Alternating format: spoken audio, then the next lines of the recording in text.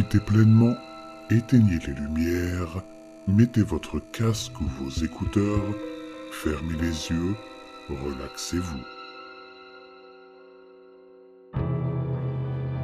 Histoire et anecdote étrange d'un médecin de garde.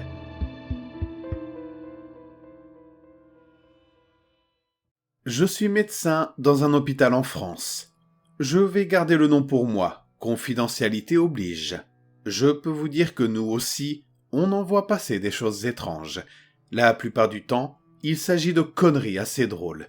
Tenez, la dernière fois, un type est venu aux urgences alors que j'étais de garde, avec des matrioshkas dans l'anus en nous assurant qu'il s'était assis dessus par mégarde. Non mais, c'est plus courant que vous ne le pensez. Les urgences sont vraiment un monde à part, je vous jure. Là, c'est plutôt drôle. Quoique l'interne qui s'est occupé d'extirper ça a beaucoup moins rigolé. Mais parfois, on verse dans le tragique. Les blessures graves par balle, ou les personnes avec la tête à moitié arrachée. Bref, ce n'est pas toujours rose, surtout avec notre manque de moyens et l'administration qui nous pousse à aller le plus vite possible dans le soin aux patients. Et donc on finit par faire des erreurs ou tout simplement faire patienter les cas des heures à cause du manque de personnel et de moyens. Bon, je ne vais pas rentrer dans les détails parce qu'on va encore me traiter de syndicalo-marxiste. Et puis bon, je suppose que ce n'est pas vraiment le sujet. Non, je vais plutôt raconter une facette moins connue des urgences et des hôpitaux, tous ces moments un peu étranges que je n'explique pas. Généralement, je n'ai pas le temps de sortir mon plus beau chapeau melon pour mener l'enquête. Je vais essayer de vous raconter ces histoires au mieux. Ne prenez pas forcément tout au pied de la lettre. Souvent, ces événements se passent la nuit, dans un bâtiment glauque, et le tout sous une pression constante, alors que l'imagination s'emballe à vitesse grand V. Vous pensez bien. Alors, la première anecdote qui me vient est toute bête. Je vais aller crescendo dans mes témoignages pour l'intérêt narratif, ne me remerciez pas. Je suis en pause, en train de faire une sieste suite à une garde particulièrement éprouvante. Mais pourtant, je ne trouve pas le sommeil. Qu'à cela ne tienne, je décide d'aller me chercher un soda au distributeur, ou à la cafétéria, je ne sais plus.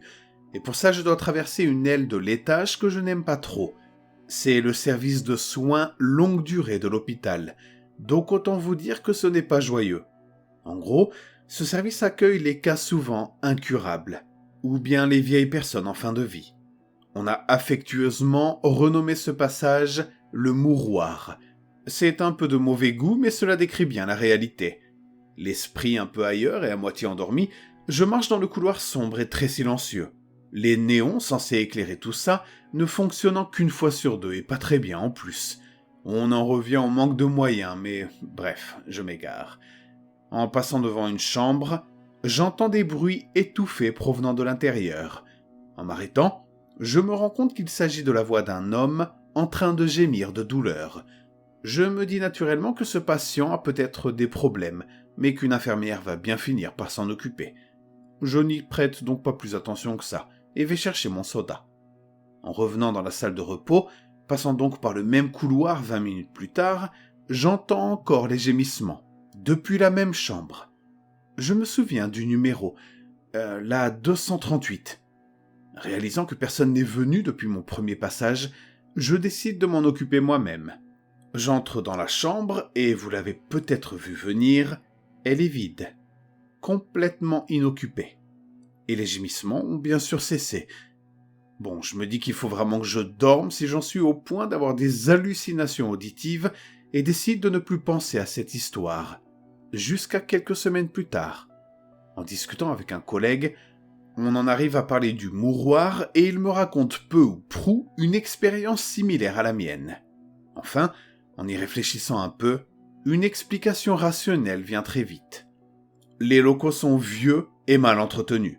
Les canalisations font parfois des bruits étranges qui peuvent être interprétés fallacieusement par notre cerveau fatigué. À force d'entendre des gémissements toute la journée, pas étonnant que l'on interprète comme tels des sons s'en approchant vaguement. Je ne sais pas si je suis clair dans mon explication. Dans tous les cas, j'ai 2 ou 3 autres anecdotes bizarres dans le mouroir, mais j'en parlerai plus tard. Celle dont je vais vous parler maintenant est liée à un problème d'intervenant. Alors que je faisais un remplacement au service de pédiatrie, nous avons engagé un clown afin de distraire les enfants. Ce n'est pas très original, et personnellement je ne peux pas les supporter. Mais ils arrivent à faire rire les petits, alors c'est le principal. Celui-là par contre n'avait vraiment rien de marrant. Fantasmabuleux, comme il se faisait appeler, était plus proche du maniaque de films d'horreur que du Cirque du Soleil. Une perruque à moitié cramée, un costume délavé et rapiécé, un visage barbu et un maquillage cachant des cernes, sans oublier ses yeux jaunis par un alcoolisme à peine dissimulé. Ouais, dans ses numéros, le type disait souvent qu'il avait besoin de sa potion magique, avant de boire dans une fiole bariolée qui puait le whisky. Le pire, c'est que timides comme nous sommes, nous n'avons pas osé le renvoyer chez lui, et l'avons laissé faire son numéro devant les gamins qui, à notre grande surprise, avaient l'air d'apprécier. Alors, il faisait ses trucs et ses machins pour distraire les enfants, mais avait quand même des comportements bizarres, comme demander le nom de famille et l'adresse de ma collègue, et tenter de regarder ses papiers sous couvert de comique, et même une ou deux mains aux fesses en justifiant à nouveau ça par un gag. Le plus dérangeant étant que ce harcèlement avait lieu devant des enfants hilars qui ne comprenaient pas le malsain de la situation. Après ça, on a fini par s'énerver et écourter le spectacle, avant de virer le pervers illico. On a appris quelque temps plus tard que Fantasmabuleux était un violeur en série qui s'introduisait chez les femmes durant leur sommeil. On n'a plus jamais engagé de clown. Bon, là, je vais vous parler d'une histoire plus glauque que surnaturelle. Oui, plusieurs collègues sont persuadés que les gémissements du mouroir s'expliquent par un fantôme, les docteurs n'étant pas à l'abri de la superstition. Je prends un café tranquillement à l'accueil avec Rachel, qui est la réceptionniste, et nous papotons un peu. J'ai l'air de glandouiller pas mal car dans les 3/4 de mes histoires je suis en pause, mais je vous assure que je bosse de temps en temps. Bref, c'est à ce moment-là qu'un infirmier, venant à peine de quitter son service, vient me voir complètement paniqué. Il me dit en somme qu'une femme attend que l'on s'occupe de son bébé qui crache du sang. Elle attendait patiemment dans le parc, comme si elle promenait son enfant le plus naturellement possible. Ni une ni deux, je demande au bougre de m'accompagner. On ne sait jamais, on n'est pas trop de deux si le cas s'avère compliqué, et je demande à Rachel de contacter les collègues pour prendre en charge l'enfant. On se rend donc sur place, on voit la femme avec son bébé dans les bras qui lui chante une berceuse. Ce dernier étant mitouflé dans du linge, si bien qu'on ne le voit même pas. Étant en hiver, cela ne m'a pas choqué non plus. Je m'approche donc et tente de communiquer afin que la maman me laisse ausculter son rejeton. Pas moyen. Elle refuse et s'énerve devant notre insistance. Elle hurle, crie et devient violente. La mère nous donne des coups de pied et essaie de nous mordre au moindre pas dans sa direction. On se retrouve donc un peu bloqué. On pourrait certainement la maîtriser, bien qu'on pourrait y laisser des plumes, mais pas sans mettre en danger le bambin. Bambin extrêmement calme, surtout pour un nourrisson censé cracher du sang. Alors, en attendant les renforts, on tente de la rassurer et de la calmer par tous les moyens. En vain. Au bout d'une dizaine de minutes, la cavalerie arrive et on parvient enfin à prendre le bébé, non sans mal. Et là, surprise. Il était mort depuis à peu près 15 heures, au vu de l'état de décomposition et de la rigidité du corps. On a appris plus tard que la maman n'avait pas réussi à surmonter la mort de son enfant et le traitait comme s'il était encore en vie, le promenant, l'habillant, etc. L'infirmier ne s'en est jamais remis, surtout après avoir vu l'enfant cracher du sang, expliquant qu'il était sûr que ce nourrisson bougeait lorsqu'il l'a vu la première fois. On lui a bien dit que c'était certainement un effet d'optique conjugué à un spasme musculaire, mais pas moyen. Il a démissionné peu de temps après. J'ai l'impression que cet hôpital attire vraiment ce genre de choses. La prochaine anecdote date de mon internat, mais rien à voir avec les dortoirs, non. C'est lorsque j'étais interne, si vous préférez. Vous avez certainement entendu parler des bizutages en fac de médecine, des bizutages du genre vraiment violents. Il y a eu pas mal de scandales là-dessus, et ça ressort régulièrement. De mon côté, je n'ai pas intégré d'association ou des machins de ce genre. J'avais déjà mes amis, et je trouvais ça ultra con ces épreuves. Bref, un pote à moi, que l'on va appeler Jean-Jacques, a décidé d'intégrer une asso qui pratiquait le bizutage. J'étais pas mal inquiet à l'époque. Surtout que Jean-Jacques est un type plutôt timide, qui n'a jamais eu trop d'amis, donc très influençable. À l'époque, je n'ai rien dit car j'étais assez content qu'il surmonte sa phobie sociale, mais je regrette parce que le pauvre en a plus que bavé. À vous de me croire ou pas, car je ne peux pas du tout prouver ce que je vais vous dire. La présidence de la fac a fait étouffer l'affaire pour éviter le scandale. Vous ferez votre propre avis sur le sujet.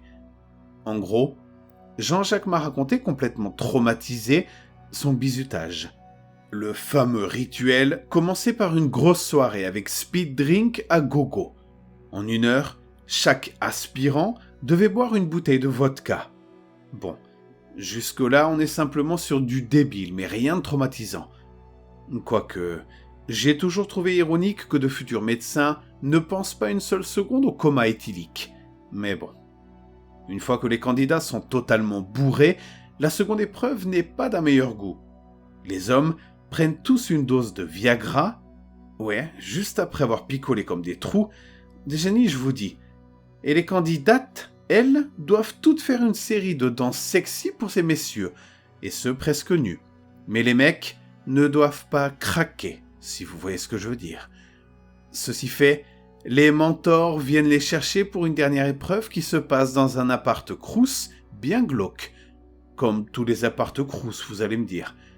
L'appart en question est préalablement vidé et les candidats sont enfermés à l'intérieur. Une gamelle pour chien est disposée sur le sol pour chacun d'entre eux. À l'intérieur, une sorte de bouillie dégueulasse de viande informe que doivent ingurgiter en entier les pauvres candidats.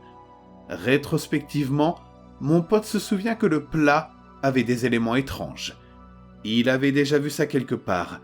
Il regrette encore actuellement d'avoir chassé de son esprit toutes les alertes rouges de ce qui lui restait de conscience à ce moment. Vous vous doutez que dans leur état, ils n'ont pas réfléchi longtemps avant de sauter dessus. Une fois que c'est terminé, les bienveillants parrains leur révèlent le contenu, complètement mort de rire. La bouillie en question est constituée de déchets organiques humains volés dans les poubelles du service d'anatomopathologie que l'assaut récupère afin de les faire bouffer aux nouveaux arrivants.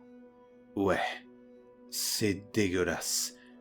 Mon pote, choqué, s'est plaint au doyen qui a simplement dissous l'association et réparti les membres dans d'autres facs. Il voulait éviter que l'affaire soit éventée pour des raisons que vous imaginez facilement. À la suite de ça, mon ami Jean-Jacques a quitté la médecine. Mais il va beaucoup mieux aujourd'hui, je vous rassure. Avant de continuer dans le thème du bizutage, il y a tellement de choses à dire là-dessus, je vais vous raconter une histoire rapportée par une amie venant directement d'Allemagne. Alors, à l'époque, elle était interne en chirurgie. Et c'est un monde un peu à part. Ils sont peu nombreux et les associations des étudiants du domaine sont vachement plus opaques que les autres. Presque des sociétés secrètes. Bref, mon ami voulait évidemment s'intégrer dans le groupe et a donc candidaté pour faire partie de la fraternité. Les épreuves pour rentrer sont assez bon enfant au début. Ça commence par une chasse au trésor le soir. C'est-à-dire que les aspirants doivent s'introduire dans la fac de nuit pour y trouver différents objets cachés indiqués par diverses énigmes, avec la complaisance bienveillante de la fac, habituée à ce genre de rite initiatique.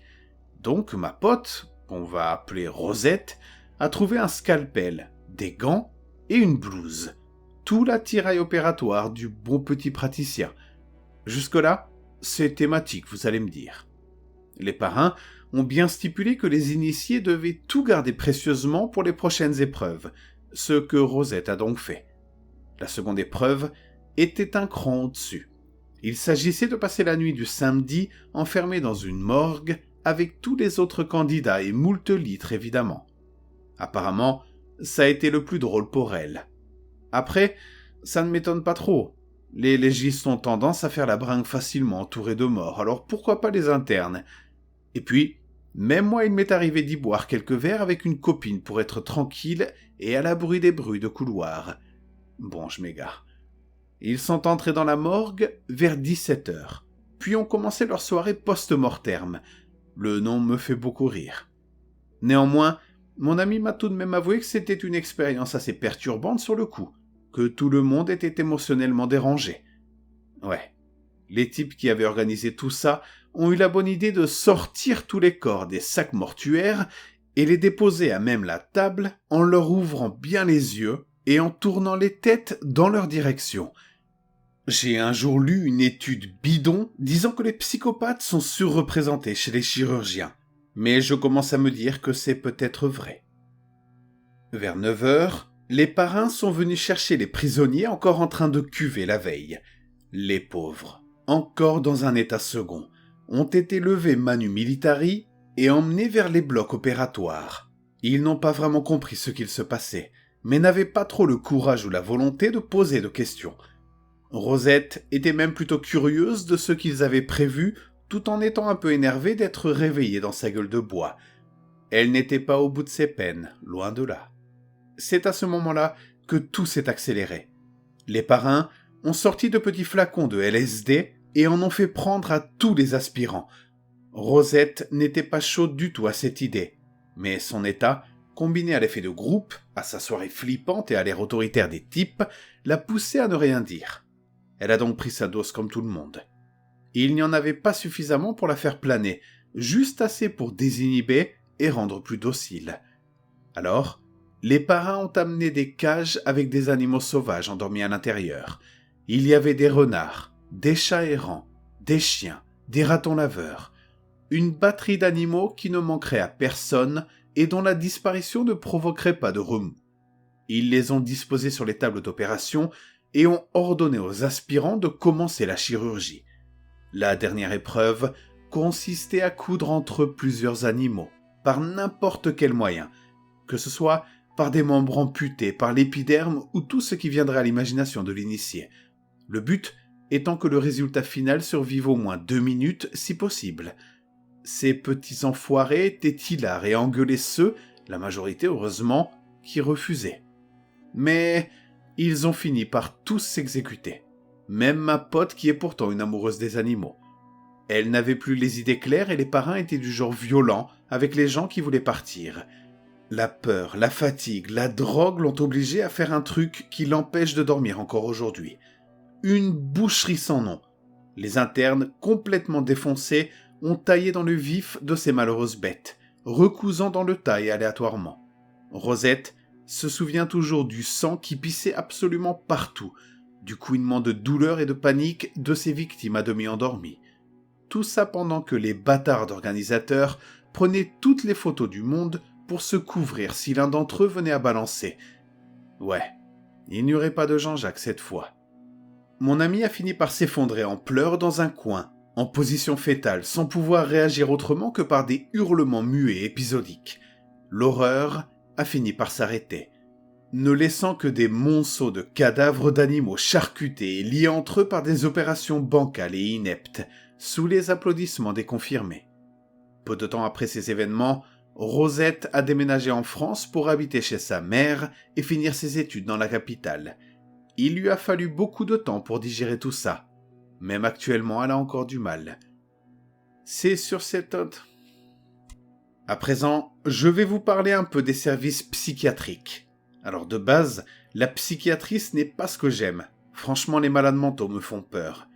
Oui, ce n'est pas gentil à dire, mais c'est comme ça. Ils sont imprévisibles et ont des réactions super bizarres la plupart du temps. Et pourtant, il faut que l'on fasse une partie de notre internat en institut ou service psychiatrique pour valider nos études. C'était l'enfer pour moi. Et en plus, le service de mon hôpital était, et est toujours d'ailleurs, affreusement glauque. Je vous jure. Imaginez un vieux sanatorium peint à la va-vite en couleurs chaudes et positives, mais qui se sont délavés au bout de 3 mois. Je vous assure, on dirait la chaufferie de Kruger reconvertie en garderie. Donc bon, personnellement, je m'arrangeais toujours pour être le moins possible au contact des patients, en me farcissant toute la paperasse dont personne ne voulait, à un échange de bons procédés avec les collègues. Un jour, j'ai malheureusement dû m'y résoudre à contre-cœur suite au coup de gueule du chef de service. Je me suis ainsi occupé des soins d'une jeune femme nommée Micheline. Oui, les noms sont modifiés comme d'habitude, et qui est sérieusement schizophrène. Le souci avec Mich était qu'elle avait la fâcheuse manie de ne jamais prendre ses médicaments. Elle trouvait constamment un moyen de nous rouler pour ne pas les avaler, en les cachant dans sa bouche ou en les régurgitant. Même maintenant, je n'en reviens pas d'un tel génie et d'une telle créativité pour ne pas suivre son traitement. C'est impressionnant. Bref, elle avait donc souvent des crises à cause de sa maladie et délirait souvent. La plupart du temps, elle restait prostrée dans un coin en observant nerveusement tout ce qu'il se passait dans la salle de repos, où les patients passent la majeure partie du temps. Ouais, ses délires étaient de type paranoïaque.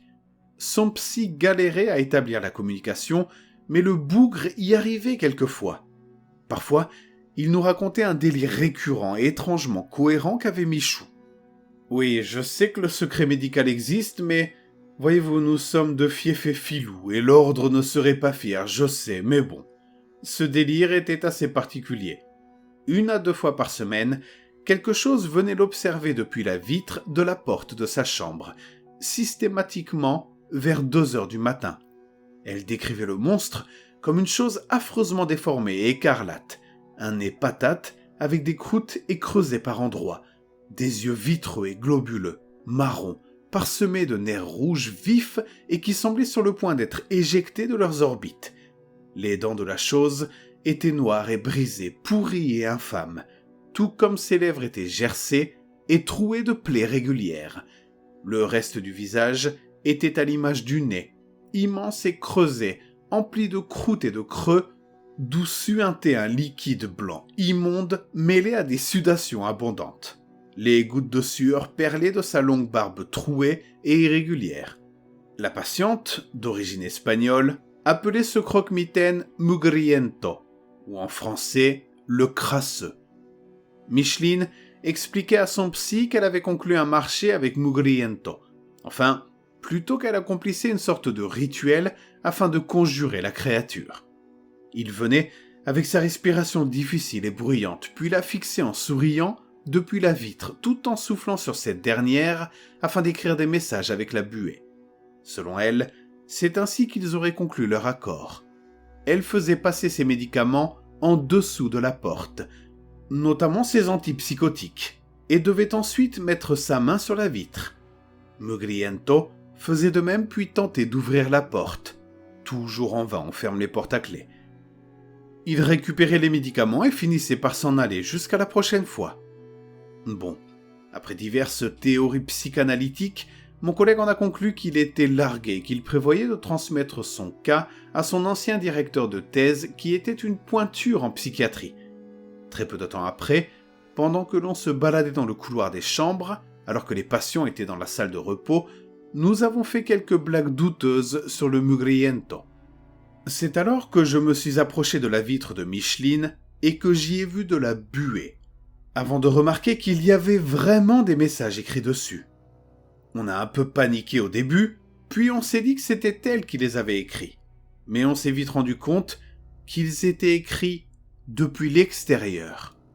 On a appelé les infirmiers, souvent très costauds, et la police. Un agent envoyé par le commissariat local et les infirmiers ont fouillé le bâtiment à la recherche d'un intrus. Sans succès. Le flic est reparti en pensant à une mauvaise blague de l'un de nos pensionnaires, ce qui était possible, mais super problématique. Déjà, ça voulait dire que l'un d'entre eux avait les clés de sa chambre et qu'il s'amusait à empêcher une patiente de prendre son traitement. Il fallait donc l'attraper. Là, certains doivent se poser la question des caméras de sécurité et des infirmiers de garde. Il faut savoir que l'on n'a plus un sou dans l'hôpital, alors on n'a pas remplacé les caméras défectueuses depuis un bon moment, et on n'a pas de personnel de nuit. Enfin, si, mais ils viennent en renfort dans les autres ailes pendant que les patients psychiatriques dorment, alors, oui, c'est sans surveillance. Bref, un groupe de volontaires s'est mis en planque tous les soirs de la semaine pour trouver le responsable. Pas moi. Pas question que j'entre dans cet enfer de nuit pour traquer un boogeyman en plus. Je suis docteur, je suis pas héros de film d'action des années 80. Le reste, ce sont mes collègues présents qui me l'ont raconté. Et il est possible que ce soit un brin exagéré, je ne le saurai jamais. Un type s'est effectivement présenté vers 2 heures du matin, avec une démarche étrange et pataude. D'abord effrayé, Ils n'ont pas osé aller à sa rencontre jusqu'à ce que l'homme prenne la fuite en remarquant leur présence. Ils ont donc poursuivi Mugriento jusque dans son repère qui n'était pas très loin. Dans l'hôpital en fait. Il faut savoir que nous avons de vieux sous-sols désaffectés, accessibles par de petites fenêtres au sol depuis l'extérieur. Et c'est là que vivait ce type. Un SDF complètement fou qui se shootait aux produits médicaux et vivait dans cette cave sombre remplie de déchets et d'excréments. Il venait voir Micheline pour se droguer avec son traitement, qu'il mélangeait avec du whisky au vu de nombre de bouteilles qui traînaient là-bas. C'est là que les infirmiers ont fait une erreur, en voulant le poursuivre afin de le virer. Alors qu'il descendait dans son repère, le vieux clochard a poignardé un collègue à moi plusieurs fois avec une seringue usagée. Il est vite sorti et la police s'est chargée de faire dégager ce cinglé. Mon collègue ne s'en est pas mal sorti. Il n'a pas chopé la peste bubonique et va bien aujourd'hui, mais bon, il ne s'approche plus des vieux SDF louches. Allez, on part sur une prochaine... Bon, la prochaine anecdote a été vécue par Morissette. Ce n'est toujours pas son vrai nom et heureusement pour elle. Une collègue et amie que je connais depuis longtemps. On travaillait ensemble dans l'aile psycho et elle avait en charge un patient avec un trouble assez spécial. Le syndrome de la main étrangère dans sa variante corps calleux. Bon, je vous fais une description rapide. Si ça vous intéresse, allez sur Wikipédia. En gros, il s'agit d'un trouble neurologique faisant que le patient ne contrôle plus une de ses mains. Cette dernière semble possédée par une volonté externe, en réalité l'inconscient, et dans la variante corps calleux, la main cherche à nuire aux actions de l'autre main comme une sorte d'antagoniste étrange.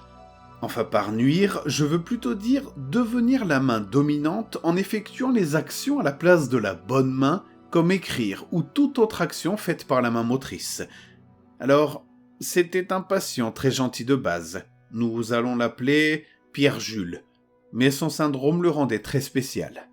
Il se tenait toujours la main, comme s'il voulait éviter qu'elle fasse des bêtises. Les premiers temps, il réclamait la camisole de force et faisait tout pour la récupérer lorsqu'on la lui ôtait. C'était un moyen pour lui d'éviter que sa main ne fasse n'importe quoi, je pense. Le plus perturbant était qu'il pouvait passer des heures à discuter avec sa main, qui lui répondait par des signes, afin de marchander pour qu'elle se calme. Je vous jure, j'avais l'impression d'entendre un négociateur tenter de convaincre un forcené de libérer les otages. Visiblement, le succès n'était pas au rendez-vous. Forcément, on ne parlemente pas avec le subconscient. C'était assez triste en réalité. Pierre-Jules voulait vraiment que ça s'arrête afin de reprendre une vie normale. Oui, ce n'était pas un syndrome de naissance, mais le résultat d'un choc émotionnel. Il avait dû subir une intervention neurochirurgicale suite à un traumatisme crânien après un accident de car. Il y avait eu pas mal de morts ce jour-là, mais il s'en était sorti heureusement, même si c'était avec des séquelles, le signe manifeste de celle-ci étant ce syndrome. Ma collègue était partie sur une théorie, que ses négociations et ses discussions avec sa main étaient une concrétisation d'un complexe du survivant et donc d'une culpabilité refoulée. Morissette voulait justement accompagner et déclencher ces discussions afin que le patient exprime et extériorise ce qu'il refusait d'admettre. À cette fin, elle avait installé un dispositif personnel d'enregistrement dans la chambre du patient. Malheureusement, je ne vous les ferai pas écouter. 3 raisons. D'une, la flemme de faire la retranscription. De 2, je ne veux pas qu'on puisse identifier ma pote car ce n'est pas totalement légal comme pratique. Et de 3, je ne les ai tout simplement pas. Elle essayait aussi de limiter au maximum la camisole pour que la main puisse rester libre, estimant qu'elle n'était qu'une béquille, n'ayant que pour conséquence d'entraver la thérapie de Pierre-Jules. Je suis très sceptique sur la psycho en règle générale, et cet épisode ne m'a pas convaincu. Ouais, c'est très beau sur le papier, mais ça l'est moins dans la pratique. En effet, sa main possédée parasitait constamment les agissements de l'autre. Il voulait boire un coup de sa main droite, directrice, et la gauche, possédée, agrippait le verre en tentant de l'arracher à l'autre main. De même pour manger, s'habiller ou toute autre activité quotidienne. Vous vous doutez bien que ce n'était pas des plus simples pour le pauvre bougre. Il devrait compter sur les infirmiers comme s'il était manchot.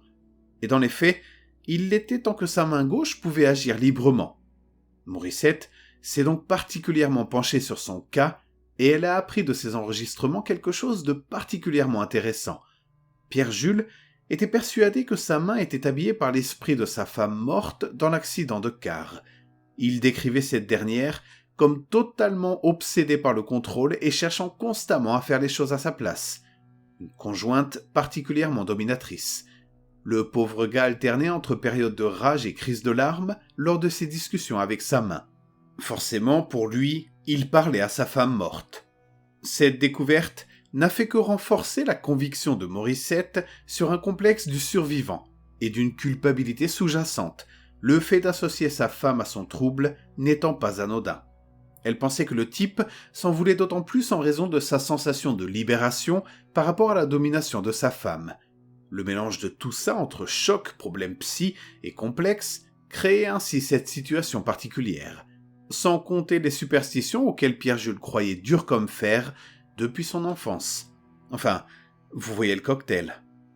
Bref, le temps passait et ma collègue n'obtenait aucune avancée sur son cas, ce qui la frustrait beaucoup. Pire encore, l'état mental du patient se dégradait. Son délire le poussait à penser qu'il n'avait aucune intimité, qu'il ne pouvait plus agir seul, que son propre membre était sous le contrôle de quelqu'un d'autre. Au fil des semaines, l'anxiété et la dépression gagnaient du terrain dans l'esprit du malade, et cela peu importe les médicaments, traitements ou mesures prises par le personnel. C'est simple. Morissette commençait à être dépassée par ce cas. Elle essayait des trucs expérimentaux comme organiser des thérapies de couple entre lui et sa main par exemple. Une chose notable est que cette dernière, bien que n'étant pas directrice de base, écrivait parfaitement avec une écriture totalement différente de celle de Pierre-Jules. Ce genre de truc, on peut le retrouver dans d'autres troubles comme le dissociatif de l'identité. Mais toujours est-il que ça renforçait notre pimpin dans son délire. Bon, sans surprise, la thérapie de couple n'a pas très bien marché, et la situation continuait à empirer. Sans mauvais jeu de mots, ils en sont venus aux mains. Oui, et après une engueulade publique, ce qui arrivait de plus en plus souvent, avec sa femme, sa main l'a frappé au visage et il a rétorqué en explosant cette dernière contre le mur. Bon, le garçon a été maîtrisé et mis sous sédatif, mais c'était pas alarmant quand même. Le plus bizarre était que lors de son isolement, il a discuté avec sa moitié pour que cela ne se reproduise plus. Un profond sentiment de culpabilité semblait l'atteindre. On ne peut pas dire que les semaines suivantes ont amélioré son état, mais la cohabitation semblait plus harmonieuse. La discussion avait visiblement porté ses fruits. Sa main ne cherchait plus à tout faire, et notre homme prenait soin d'elle, manucure, vernis, etc. Un compromis précaire mais évitant des crises de violence. Enfin, cela n'a pas duré car les tensions sont vite revenues. Les deux ont relâché leurs efforts et les disputes, en gros lui criait, sa main écrivait en lettres capitales, étaient quotidiennes. Un calvaire. De fil en aiguille, la situation s'aggravait de plus en plus et les accès de violence se sont faits plus réguliers. Si bien qu'il a fallu le laisser sous camisole aux grandes dames de son ami. Bref, son cas était loin de s'améliorer et aucune issue possible ne se dessinait. Le pire était que le délire se renforçait. La main était au courant des détails de la vie de la femme de Pierre-Jules que lui-même ne semblait pas connaître. Enfin, que sa mémoire consciente ne connaissait pas en tout cas. Que ce soit des souvenirs d'enfance, des éléments précis de la vie de celle-ci par exemple. Enfin, ce genre de choses, vous voyez l'idée. Ce n'était pas bon signe du tout. Le délire était bien ancré dans l'esprit du patient. Là, je vous avoue, aucun manuel n'a de méthode pour traiter ça. Alors Morissette a décidé de faire appel à des gens plus expérimentés, comme une connaissance à elle qui est un éminent chercheur en psychiatrie. J'ai oublié son domaine et j'ai la flemme de rechercher. Que l'on va surnommer Charles Esteban. À vrai dire, lui-même était assez désassorné par ce cas plus que singulier et ne savait pas vraiment quoi faire, en sachant que les IRM ou analyses ne montreraient pas grand-chose de spécial par rapport aux standards. Alors, ils ont tenté diverses thérapies un peu à tâtons afin de déterminer un axe plus prometteur que les autres. Je n'ai pas les détails en tête par rapport à ce qu'ils ont pu faire, surtout que j'avais quitté ce service depuis un moment, mais ça a plus ou moins marché. Enfin, disons que Pierre-Jules a abdiqué. Il laissait à présent sa main prendre le contrôle et donc il pouvait peu à peu reprendre des activités quotidiennes normales et en récupérer sa motricité. Cependant, sa dépression était rentrée dans une phase apathique, ce qui faisait craindre un effondrement psychotique à ma collègue. Il fallait que le patient s'occupe l'esprit et ne passe plus ses journées à regarder par la fenêtre pendant que sa main faisait des trucs de son côté. Pierre-Jules a donc consenti à faire une activité, la cuisine, chose qu'il adorait faire avant l'accident. Bien sûr, sous surveillance d'un infirmier, loin des couteaux tranchants. Mais bon. Est arrivé ce qui devait arriver. Après quelques semaines à jouer le jeu, la vigilance de l'infirmier s'est relâchée et Pierre-Jules en a profité.